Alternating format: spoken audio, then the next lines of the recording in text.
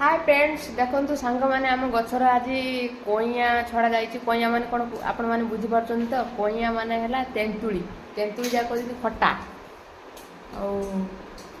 आज आम गचर कईया बिछा जाइए तेणुक मुझे देखे दूसरी आपण मानक कईया कौ भाई आमर छड़ा जाऊँगी देखु मुझे देखे दूसरी आपण मानक देखु आमर तेंतुली कौ भाई भाव में आमर छड़ा जाऊँगी गुटे पर गुटे आउ एपटर साइड रखा जाऊँगी देखु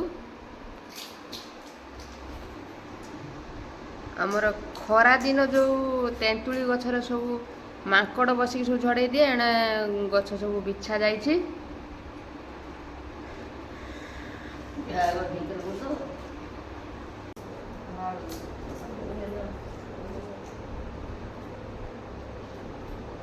पारुड़ा बात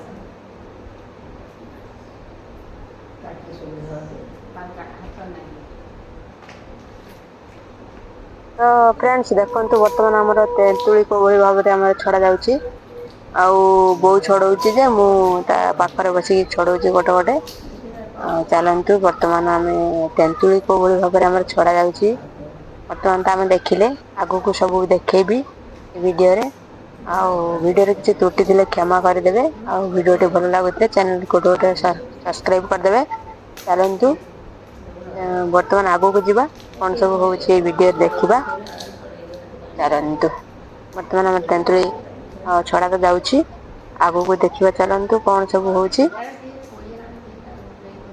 चलंतु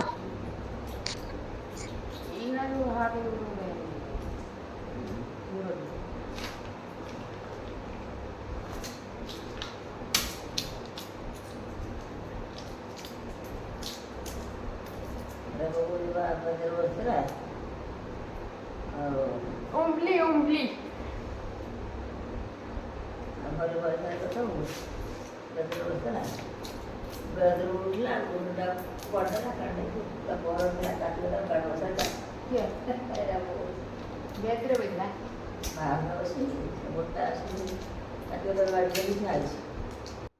तो फ्रेंड्स वर्तमान आमे तो हमर जो तेंतुली छड़ा जाउची आपण मानक बाड़ी रे तेंतुली पड़ुथबो तेंतुली गछर थिबो तेंतुली आपण माने छड़ौथिबे वर्तमान मु ब्लॉग रे रखिछि तेंतुली छड़ा आउ किछि रखिछि अलगा वीडियो आपण मानक मु सब किछि देखैबी वीडियो रे चलंतु आगु को जीवा वर्तमान हमर तेंतुली छड़ा जाउची आगु को तो सब किछि देखैबी प्रथमे गोटे गोटे सब्सक्राइब करेंगे नुआ नुआ वीडियो आपण मानक आगु को देखैबी भी नहीं आसीबी चलंतु वर्तमान आगु को जीवा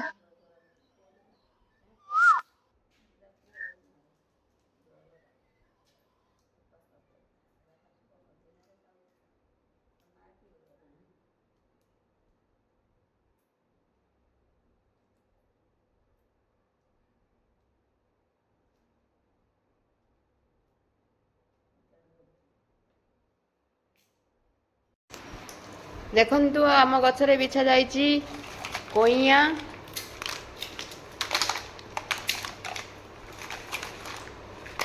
छड़ा जाउछि वर्तमान या भितर मंजी कड़ा जीवो छड़ा जाई सारिकी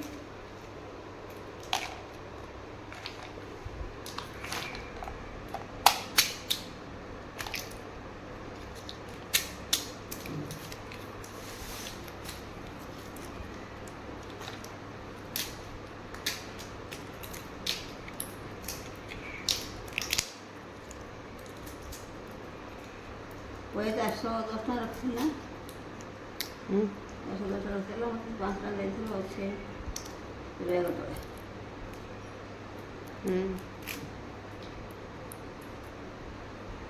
आमर छड़ा हो गला वर्तमान कईया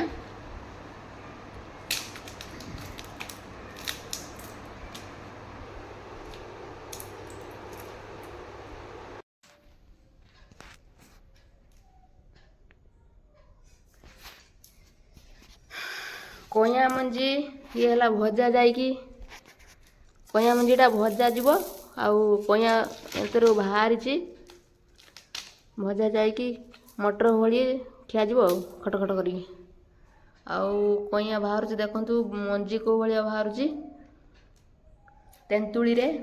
ବର୍ତ୍ତମାନ ତେନ୍ତୁଳି ଛଡ଼ା ଯାଇଥିଲା ଯେଉଁ, ତେଣୁଥିରେ ମଞ୍ଜି ବର୍ତ୍ତମାନ ବାହାରୁଛି ପନିକିରେ କଟା ଯାଇ।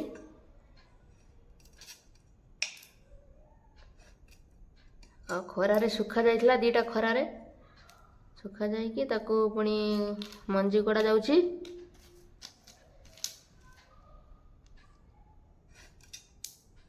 କେଉଁ ଡିଜାଇନ୍ରେ ମଞ୍ଜି କଢ଼ା ଯାଉଛି ଆପଣମାନେ ଦେଖନ୍ତୁ, ଶିଖି ନିଅନ୍ତୁ।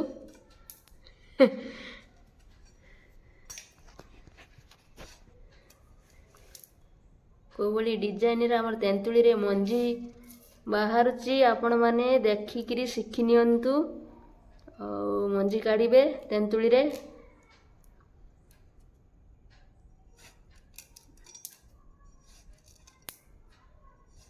ଆଉ ଅଛି ଶିଳି ପାଚ ବହିନା। ତ ଫ୍ରେଣ୍ଡସ୍, ବର୍ତ୍ତମାନ ଚାଲନ୍ତୁ ଗଛରେ ସୁଜୁନା ନାଡ଼ି ବିଛେଇବା ଆଉ ଘରେ ରୋଷେଇ କରିବା। ତ ବର୍ତ୍ତମାନ ଆମେ ସୁଜୁନା ନାଡ଼ି ଗଛରେ ଦେଖନ୍ତୁ କେଉଁଭଳି ଭାବରେ ହେଇଛି, ଆପଣମାନଙ୍କୁ ମୁଁ ଜୁମ୍ କରି ଦେଖେଇ ଦେଉଛି। ଦେଖନ୍ତୁ କୋଉଭଳି ଭାବରେ ଆମର ଚୁଇଁ ହୋଇଛି ବି ସୁଜୁନା ନାଡ଼ି ଆମର ଗୋଟେ ଗୋଟେ ମୋଟା ହୋଇସାରିଛି। ଆଉ ତାକୁ ଆମେ ବିଛଉଛୁ। ମୋଟା ସୁଜୁନା ନାଡ଼ି ଖାଇବା ପାଇଁ ଭଲ ଫ୍ଲେବର ଦେଇଥାଏ। ଚାଲନ୍ତୁ ବର୍ତ୍ତମାନ ଆମେ ଗଛର ସୁଜୁନା ନାଡ଼ି ସବୁ ବିଛେଇ ଆଣିବା। ତ ବିଛେଇ ସାରିଲା ପରେ ତାକୁ ଆମେ ପୁଣି ରୋଷେଇ କରିବା। ବର୍ତ୍ତମାନ ଦେଖନ୍ତୁ ବୋଉ ତଳେ ଖୁଣ୍ଟୁଛି, ମୁଁ ଉପରେ ବିଛଉଛି ନାଡ଼ି। ଆଉ ଚାଲନ୍ତୁ ବର୍ତ୍ତମାନ ଯିବା ଆଗକୁ। ବିଛେଇ ସାରିକି ଆମେ ରୋଷେଇ କରିବା। ବର୍ତ୍ତମାନ ଆମେ ସୁଜୁନା ନାଡ଼ି ଯେତେ ସବୁ ଅଛି ଗଛରେ ତାକୁ ସବୁ ନେଇ ଆସିବା। ଚାଲନ୍ତୁ, ସବୁ ତ ଆଣିବାନି, କିଛି ଆମର ଯୋଉ ମୋଟା ମୋଟା ସୁଜୁନା ନାଡ଼ି ତାକୁ ସବୁ ନେଇ ଆସିବା ଚାଲନ୍ତୁ। ତ ଫ୍ରେଣ୍ଡସ୍, ଦେଖନ୍ତୁ ବର୍ତ୍ତମାନ ଏତିକି ଆମର ନାଡ଼ି ମୁଁ ବିଛେଇ ସାରିଲିଣି। ଆଉ ଚାଲନ୍ତୁ ବର୍ତ୍ତମାନ ଆମେ ୟାକୁ ନେଇଯିବା। ଆଉ କଦଳୀ ଦେଖନ୍ତୁ, ଭଣ୍ଡା ତରକାରୀ କିଛି କରିବା ଆଜି। ଆମର ଭଣ୍ଡା ଯୋଉ ବିଛା ଯାଇଛି ଗଛରେ, ଭଣ୍ଡା ତରକାରୀ କରାଯିବ ଗୋଟେ। ଆଉ ଚାଲନ୍ତୁ ବର୍ତ୍ତମାନ ଦେଖିବା ଆମର ଭଣ୍ଡା ତରକାରୀ କୋଉ ଭଳି ହଉଛି। ଆମର କଦଳୀ ବିଛା ସରିଯାଇଛି। କଦଳୀ ଆଉ ଚାଲନ୍ତୁ ବର୍ତ୍ତମାନ ଦେଖିବା। ବର୍ତ୍ତମାନ ଆମର ଭଣ୍ଡା ଆସିଯାଇଛି। ଆଉ ବର୍ତ୍ତମାନ ବନା ଯିବ ଭଣ୍ଡା। ଆଜି ଗୋଟେ ଜବରଦସ୍ତ ତରକାରୀ ହବ। ଆପଣ ମାନଙ୍କୁ ମୁଁ ଦେଖେଇବି ସବୁ କିଛି ଏଇ ଭିଡିଓରେ। କଦଳୀ ଭଣ୍ଡା ତରକାରୀ। ଦେଖନ୍ତୁ କଦଳୀ ଭଣ୍ଡାରେ ଏଇଭଳି ବାହାରୁଛି। ଆଉ ଛଡା ଯାଉଛି ଏଠି ଦେଖନ୍ତୁ କୋଉଭଳି ଭାବରେ। ଦେଖନ୍ତୁ କଦଳୀ ଗଛରେ ଯୋଉ ଆମେ ଭଣ୍ଡା ଆଣିଥିଲେ, ଆଉ ତାକୁ ଆମେ ଛଡେଇକିରି ମାନେ ବନେଇକି ତାକୁ ଆମେ ରୋଷେଇ କରିବା। ଭାବିଲି ଗୋଟେ ତାଟିଆ ତରକାରୀ ଆଜି କରିବି ବୋଲି, ତାଟିଆ ବସା ତରକାରୀ। ଚାଲନ୍ତୁ ବର୍ତ୍ତମାନ ଆମେ କଦଳୀ କୋଉ ଭଳି ଭାବରେ ଆମେ ଭଣ୍ଡା ଯୋଉ ଆଣିଥିଲେ ତାକୁ ବନଉଛନ୍ତି ରୋଷେଇ କରିବା ପାଇଁ, ଚାଲନ୍ତୁ ଆଗକୁ ଯିବା। ଦେଖିବା ଭଣ୍ଡା କୋଉ ଭଳି ଭାବରେ ଆମର ରୋଷେଇ ମାନେ ବନା ଯାଉଛି, ଚାଲନ୍ତୁ। ଦେଖନ୍ତୁ କୋଉ ଭଳି ଭାବରେ ଆମର କଦଳୀ ଭଣ୍ଡାଟି ବନା ଯାଉଛି। ଲାଷ୍ଟ ପର୍ଯ୍ୟନ୍ତ ଆମର ଯୋଉ ଫଡା ଫଡା ବାହାରିଛି, ତାକୁ ସବୁ ତରକାରୀ କରାଯିବ। ଆଜି ଗୋଟେ ତରକାରୀ ଆମର ଭଣ୍ଡା ତରକାରୀ ହବ, ଆପଣ ମାନଙ୍କୁ ସବୁ କିଛି ଦେଖେଇବି।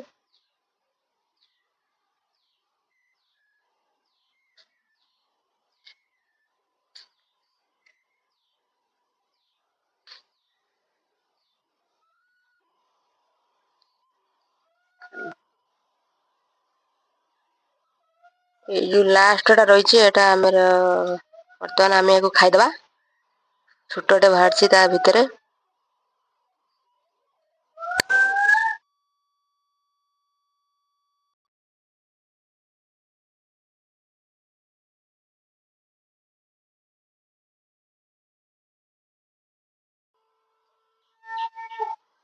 ଭଣ୍ଡାରେ ଦେଖନ୍ତୁ ଆମର ଯୋଉ ବାହାରିଛି, ପିଆଜ ଭଳି ଗୋଟେ ଚୋପା ବାହାରି ଯିବ। ତାପରେ ଆଉ ଗୋଟେ ଜିନିଷ ଏଇ କାଠି ଗୋଟେ ରହିଛି। କାଠି ଟାଇପ ରେ, ଏଟା ଆମର ପୁରା ଟାଣ ଅଛି କାଠିଟା। ଏଇଟା କଡା ଯିବ। ଏଇ ଦୁଇଟି ଜିନିଷ ଆମର କଡା ଯିବ। ତାପରେ ଆମେ ତାକୁ ରଖିଦବା। ୟାକୁ ପୁଣି ଛେଚିକି ତାକୁ ରାନ୍ଧିବା। ନହେଲେ କାଟିକି ବି ଆପଣ ମାନେ ରାନ୍ଧି ପାରିବେ। ଆମେ ଛେଚିଦେବା। ଚାଲନ୍ତୁ ନୂଆ ପ୍ରଣାଳୀରେ ଦେଖିବା ତରକାରୀ କୋଉ ଭଳି ହଉଛି।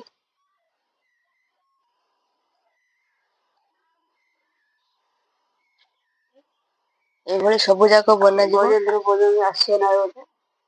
ସବୁ ଏଇଭଳି ବନାଯିବ।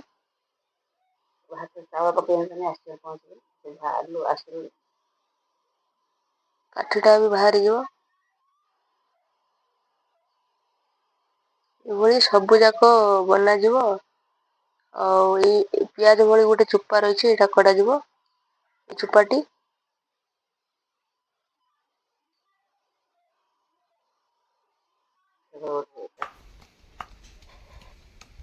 ତ ଫ୍ରେଣ୍ଡସ୍, ଚାଲନ୍ତୁ ବର୍ତ୍ତମାନ ଆମର ଯୋଉ ଭଣ୍ଡା ଯୋଉ ବନା ଯାଇଥିଲା, କଦଳୀ ଭଣ୍ଡା, ତାକୁ ଆମେ କୋଉ ଭଳି ଭାବରେ ଛେଚିକି ଆଉ ତାକୁ ଚୁପୁଡ଼ିକି ତାକୁ ଛେଚିକି ଆମେ ପୁଣି ଚୁପୁଡ଼ା ହେବ। ରୋଷେଇ କରିବା। ଚାଲନ୍ତୁ ବର୍ତ୍ତମାନ ମୁଁ ଆପଣମାନଙ୍କୁ ସବୁ ଦେଖେଇବି ଆମର ଭଣ୍ଡା ତରକାରୀ କୋଉ ଭଳି ଭାବରେ ହଉଛି। ଆଉ ମୁଁ ୟାକୁ କଢାରେ ରୋଷେଇ କରିବିନି, ତାଟିଆ ବସା କରିବି। ମତେ ତାଟିଆ ବସା ତରକାରୀ ଟିକେ ଭଲ ଲାଗେ, ତେଣୁକରି ମୁଁ ତାଟିଆ ବସା ତରକାରୀ ଆଜି ଆପଣ ମାନଙ୍କୁ ଦେଖେଇବି। ଭଣ୍ଡା ତରକାରୀ ଆଉ ସୁଜନା ନାଡି ଯୋଉ ଆମର ଛୁଇଁ ଥିଲା, ନାଡ଼ି ଆଉ ଆଳୁ, ଆଉ ଏଠି ଆମର ସେପଟରେ ରହିଛି ଆମର ଯେଉଁ ଭଣ୍ଡା ଦେଖେଇଥିଲି, ଯେଉଁ ଭଣ୍ଡା ଆମର ଯେଉଁ ବନା ଯାଉଥିଲା କଦଳୀ ଭଣ୍ଡା। ଆଉ ଇଏ ଆଳୁକୁ କୁଚୁ କୁଚୁ କରିକି ମାନେ ଛୋଟ ଛୋଟ ଖଣ୍ଡ କରିକି ବନା ଯାଇଛି। ଆଉ ୟାକୁ ଭଣ୍ଡା ତରକାରୀରେ ପଡ଼ିବ। ଆଉ ଏଠି ସୁଜନା ନାଡ଼ି ଆଉ ଆଳୁ କଟା ଯାଇଛି, ଯେ ଝୋଳ ହେବ। ଆମର ଏଇ ଦୁଇଟି ତରକାରୀ ଆଜି ହେବ। ଦେଖିବା ଚାଲନ୍ତୁ ଆଗକୁ କ'ଣ ହେବ। ତ ଦେଖନ୍ତୁ ବର୍ତ୍ତମାନ ଆମେ ଆଳୁକୁ ଧୋଇ ନେବା। ଦେଖନ୍ତୁ ବର୍ତ୍ତମାନ ଯେଉଁ ଆଳୁ କଟା ଯାଇଥିଲା ତାକୁ ଆମେ ଧୋଇ ନେବା। ଆଉ ପାଣିରେ ଆମେ ଭିଜେଇ ଦେଇଛନ୍ତି। ଆଉ ଏଠି ରହିଛି ଆମର ଯେଉଁ ଭଣ୍ଡା ଆମର ବନା ଯାଉଥିଲା, ଆଉ ଛେଚିକି ତାକୁ ଚୁପୁଡ଼ିକି ରଖାଯାଇଛି। ଆଉ ତାପରେ ଆମେ ଯେଉଁ ଏଠି ଆଳୁ ପକାଇଥିଲେ, ତ ଚାଲନ୍ତୁ ବର୍ତ୍ତମାନ ଆଳୁକୁ ଆମେ ଭଲ ଭାବରେ ଆମେ ଚକୁଟିକି ଧୋଇ ନେବା। ୟାକୁ ଆମେ ରୋଷେଇ କରିମି, ଯେଉଁ ଆପଣମାନଙ୍କୁ ଯେଉଁ ଦେଖାଉଛି ଏ ରୋଷେଇଟା ତାଟିଆ ବସା କରିବି। ଆଉ ତାଟିଆ ବସାଟା ସବୁଠାରୁ ଭଲ ଲାଗେ। ଚାଲନ୍ତୁ ଆଜି ତାଟିଆ ବସା କରିନେବା। ବର୍ତ୍ତମାନ ଆମେ ପ୍ରଥମେ ଯେଉଁ ଆଳୁଟାକୁ ଭଲ ଭାବରେ ଧୋଇକି ଆଉ ଗୋଟେ ଜାଗାକୁ କାଢ଼ିଦେବା।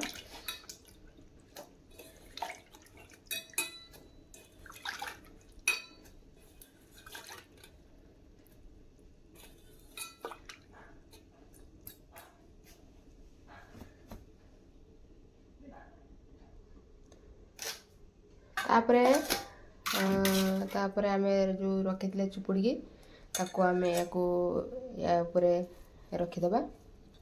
ମାନେ ୟାକୁ ଯେଉଁ ଛେଚା ଯାଇଥିଲା ୟା ଉପରେ ଆମେ ରଖିଦେବା। ଏଭଳି ଦେଖନ୍ତୁ କେତେ ସୁନ୍ଦର ଭାବରେ ଆମର ହୋଇଛି।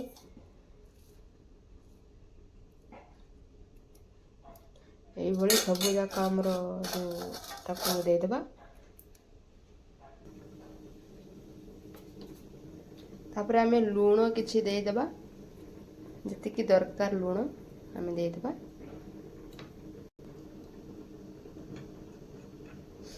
ତାପରେ ହଳଦୀ ଆମର ଯେତିକି ପରିମାଣରେ ହଳଦୀ ଆମର ଦେବା କଥା ଆମେ ଦେଇଦେବା।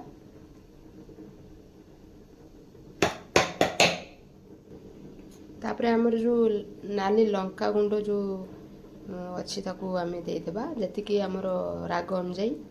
ଆଉ ମୁଁ କମ୍ ପକାଉଛି, ତେଣୁକରି ଆମର ରାଗ ଟିକେ କମ୍ ଖାଇବା।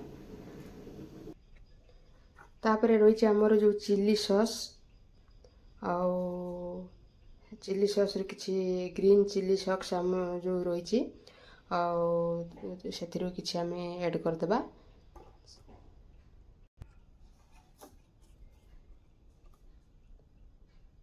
କିଛି ଦେଇଦେବା ଚିଲି ସସ୍। ଚାଲନ୍ତୁ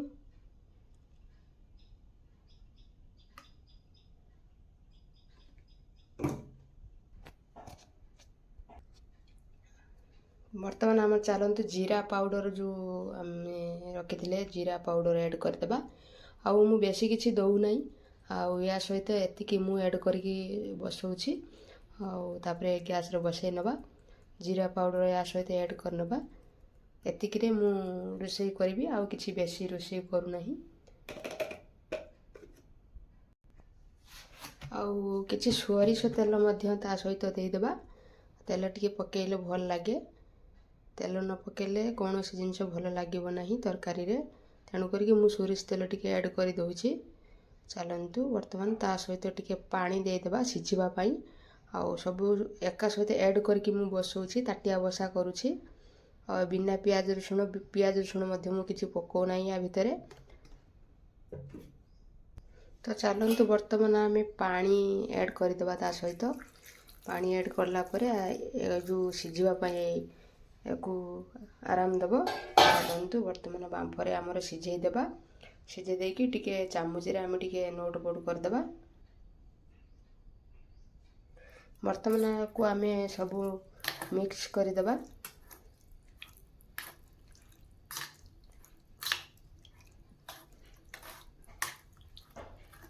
ଆପଣଙ୍କ ଘରେ କେଉଁ ଭଳି ଭଣ୍ଡା ତରକାରୀ ରାନ୍ଧୁଛନ୍ତି ଆଉ ଆପଣମାନେ ନିହାତି କମେଣ୍ଟରେ ଲେଖିବେ। ଆଉ ତେଣୁକରି ମୁଁ କିଛି ଶିଖିପାରିବି ଆପଣମାନଙ୍କ ପାଖରୁ। ମୁଁ ତ ଭଲ ରୋଷେଇ ମୋତେ ବି ଆସେ ନାହିଁ, ଯାହା କିଛି କରୁଛି ଆପଣମାନେ ଗୋଟେ ଲାଇକ୍ କରିବେ। ଚାଲନ୍ତୁ ଆମର ସବୁ ପ୍ରକାର ଆମର ରେଡ଼ି ହେଇଗଲା ବର୍ତ୍ତମାନ। ତାପରେ ଆମେ ଗ୍ୟାସରେ ବସାଇଦେବା। ବସାଇ ସାରିଲା ପରେ ଆପଣମାନଙ୍କୁ ମୁଁ ଦେଖେଇବି। ତ ଫ୍ରେଣ୍ଡସ୍ ବର୍ତ୍ତମାନ ଚାଲନ୍ତୁ ଆମେ ଯୋଉ ସଜନା ନାଡ଼ି ଆଉ ଆଳୁ ପକେଇକି ତାକୁ ବନେଇଦେବା ବର୍ତ୍ତମାନ। ଆଉ ଏଇ ତରକାରୀ ଆମର ସରିଲା ପରେ ଆମେ ପୁଣି ତାଟିଆ ବସା ତରକାରୀରେ ପୁଣି ରାନ୍ଧିବା। ଦେଖନ୍ତୁ ବଡ଼ି, ସୁଜନା ନାଡ଼ି ଆଉ ଆଳୁ ପକେଇକି ଟମାଟୋ ପକେଇକି ଝୋଳ କରାଯାଉଛି। ଆଉ ୟା ପରେ ଆମେ ଯୋଉ ତାଟିଆ ବସା ତରକାରୀ ରେଡ଼ି କରିଥିଲେ ତାକୁ ପୁଣି ବସେଇଦେବା। ବର୍ତ୍ତମାନ ଆମେ ଦେଖନ୍ତୁ ଆମର ରେଡ଼ି ହେଇଗଲା ସୁଜନା ନାଡ଼ି ତରକାରୀ। ଚାଲନ୍ତୁ ଆଉ ରହିଛି ଆମର ସଜନା ଶାଗ। ସଜନା ଶାଗ କିଛି ନେଇ ଆସିଥିଲୁ, ତାକୁ ଖଡିରେ ଦେବା। ଚାଲନ୍ତୁ ପ୍ରଥମେ ଆମେ ତେଲ ପକେଇଦେବା, ତାପରେ ଫୁଟଣ ପକେଇଦେବା, ଲଙ୍କା ପକେଇଦେବା, ତାପରେ ସୁଜନା ଶାଗକୁ ଛାଡ଼ିଦେବା। ଚାଲନ୍ତୁ ବର୍ତ୍ତମାନ ଆମେ ସୁଜନା ଶାଗ କିଛି ଆଣିଥିଲେ ଯୋଉ ବନେଇ ନେବା। ଚାଲନ୍ତୁ ତ ଆମେ କଞ୍ଚା ବଗରା କରିନେବା ସୁଜନା ଶାଗ। ଆଉ ଦେଖନ୍ତୁ ବର୍ତ୍ତମାନ ଆମର ହେଇଗଲା ରେଡ଼ି। ଚାଲନ୍ତୁ ବର୍ତ୍ତମାନ ଆମେ ଗୋଟେ ଜାଗାକୁ କାଢ଼ି ନେବା। ଆମର ତ ରେଡ଼ି ହେଇଗଲା ଶାଗ। ତାପରେ ଆମେ ବସେଇ ନେବା ଆମର ଯୋଉ ପ୍ରଥମେ ଯୋଉ ଭଣ୍ଡା ତରକାରୀ ତାଟିଆ ବସା କରିବା ପାଇଁ ଆପଣମାନଙ୍କୁ କହିଥିଲି। ତ ଲାଷ୍ଟରେ ଆମେ ବସେଇ ନେବା ଆମର ଭଣ୍ଡା ତରକାରୀ। ଚାଲନ୍ତୁ ବର୍ତ୍ତମାନ ଆମର ସୁଜନା ଶାଗ ରେଡ଼ି ହେଇଗଲା। ଆଉ ଭଣ୍ଡା ତରକାରୀ ବର୍ତ୍ତମାନ ବସେଇ ନେବା। ଦେଖନ୍ତୁ ମୁଁ ଯୋଉ ରେଡ଼ି କରି ରଖିଥିଲି ଭଣ୍ଡା ଆମର ତାଟିଆ ବସା କରିଥିଲି। ବର୍ତ୍ତମାନ ଆମେ ଗ୍ୟାସରେ ବସେଇଦେବା।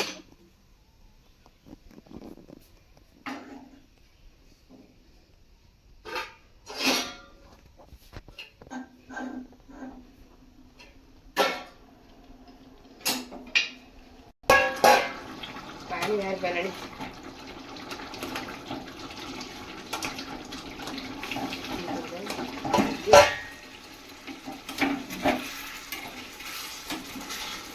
ତ ଫ୍ରେଣ୍ଡସ୍ ବର୍ତ୍ତମାନ ଦେଖନ୍ତୁ ଆମର ଭଣ୍ଡା ତରକାରୀ କୋଉଭଳି ଭାବରେ ତାଟିଆ ବସା କରାଯାଉଛି। ଆପଣମାନେ କେତେ ଏକ୍ସାଇଟେଡ୍ ଅଛନ୍ତି ଆମର ଭଣ୍ଡା ତରକାରୀ ଖାଇବା ପାଇଁ କମେଣ୍ଟରେ ଲେଖିବେ ନିହାତି। ଦେଖନ୍ତୁ ବର୍ତ୍ତମାନ ଆମର ଭଣ୍ଡା ତରକାରୀ ହେଇ ଆସିଲାଣି। ଆଉ କିଛି ସମୟ ପରେ ଆମେ ରେଡ଼ି ହେଇଯିବୁ ଖାଇବା ପାଇଁ। ଭୋକ ଲାଗିଲାଣି ବି ଜୋରରେ। ଆଉ କିଛି ଦେଖନ୍ତୁ ବାକି ରହିଛି। ଆମର ପାଣି ସବୁ ମରି ସାରିଲାଣି। ଆଉ ବର୍ତ୍ତମାନ ଆଉ କିଛି ସମୟ ପରେ ଆମେ ଓହ୍ଲେଇ ନେବୁ। ତାପରେ ଆମର ରେଡ଼ି ହେଇଯିବ ଖାଇବା ପାଇଁ। ବର୍ତ୍ତମାନ ଦେଖନ୍ତୁ ଗୋଟେ ବଡ୍ରି ପଶି ଯାଇଛି ଯେ ତାକୁ ଗୋଡଉଛି, ସେ ଯାଉନାହିଁ। ମତେ ନାକେଦମ କରିସାରିଲାଣି ଗୋଟେ ବଡ୍ରି ଘର ଭିତରେ, ରୋଷେଇ ଘର ଭିତରେ। ଆଉ ବୋଉ ବର୍ତ୍ତମାନ ଭାତ ବାଢି ସାରିଲାଣି, ଆଉ ତରକାରୀ ମଧ୍ୟ ବାଢୁଛି। ବର୍ତ୍ତମାନ ଚାଲନ୍ତୁ ବସିକିରି ଆମେ ଖାଇ ନେବା। ଚାଲନ୍ତୁ ତ ଦେଖନ୍ତୁ ସାଙ୍ଗମାନେ ଆମର ଭଣ୍ଡା ତରକାରୀ କେତେ ସୁନ୍ଦର ଭାବରେ ହୋଇଛି। ଅରିଜିନାଲ ଛତୁ ତରକାରୀ ଭଳି ହୋଇଛି। ମସରୁମ ଆମର ଯୋଉ ରୋଷେଇ ହୁଏ ସେଇଭଳି ମଧ୍ୟ ତରକାରୀ ଦେଖାଯାଉଛି। ଆଉ ଖାଇବା ପାଇଁ ବହୁତ ସୁନ୍ଦର ମଧ୍ୟ ଲାଗିବ। ବର୍ତ୍ତମାନ ଆମର ରେଡି ହେଇଗଲା ଖାଇବା। ଚାଲନ୍ତୁ ବର୍ତ୍ତମାନ ଆମେ ଖାଇ ନେବା। ଭୋକ ବି ଜୋର ଲାଗିଲାଣି। ଚାଲନ୍ତୁ।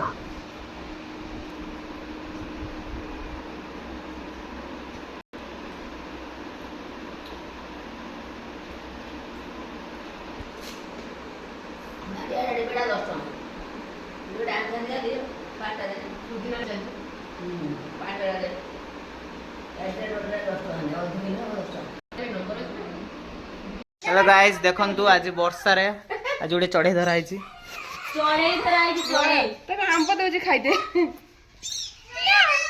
मजा कही धनी चढ़े ଚଢେଇ ଧରିଲି ଯୋଉଟା ମୋ ଜଣଙ୍କ ଉପରେ ଆସି ବସେଇଲା ମୁଁ ଏଠି ବସିଲି ନା ଆସେ ଯଦି ବସେଇଲା ମୁଁ ତାକୁ ଧରି ପାରିଲିନି ପୁଣି ଯାଇକି ହେଠି ଚେଉ ଚେଉ ହଉଛି ନା ସେଇଠି ଯାଇକି ରହିଗଲା ଆଉ ଉଡ଼ି ପାରିଲାନି ଧରିକି ନାହିଁ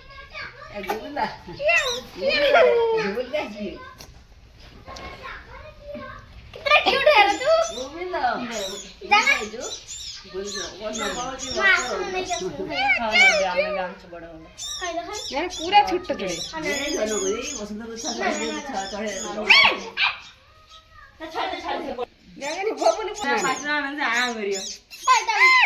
କଣ ଜିଆ ଆଣିଲେ ମୁଁ ହାତରେ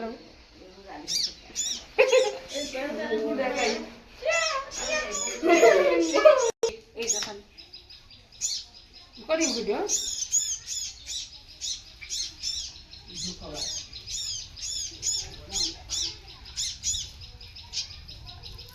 ସେଇଠି ସେଇଠି କୁଞ୍ଚି ତମ ଘରେ ପକେଇ ଦେଇଛି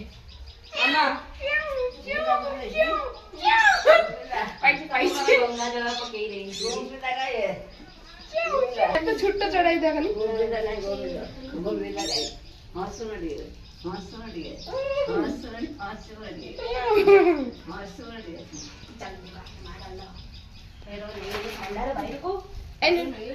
ଘର ଭିତରେ ପଳେଇଲା